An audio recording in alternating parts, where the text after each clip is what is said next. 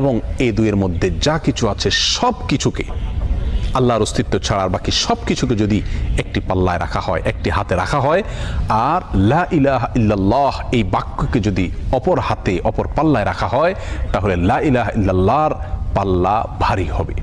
এত ওয়েটফুল এই আমল, এত ওজনী এই আমল, এই জিকির।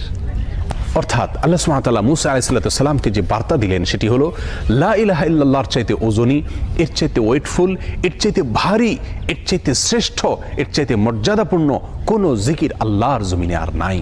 প্রিয় বন্ধুগণ, মুসা আলাইহিস সালামের জন্য সবচেয়ে স্পেশাল দোয়া হিসাবে, সবচেয়ে স্পেশাল জিকির হিসাবে আল্লাহ সুবহানাহু ওয়া তাআলা যে দোয়াটি নির্বাচন করলেন, যেটাকে সবচাইতে ওজনী আমল হিসাবে আল্লাহ সুবহানাহু ওয়া তাআলা স্পষ্টভাবে ব্যক্ত করলেন, সেটি হলো লা ইলাহা ইল্লাল্লাহ।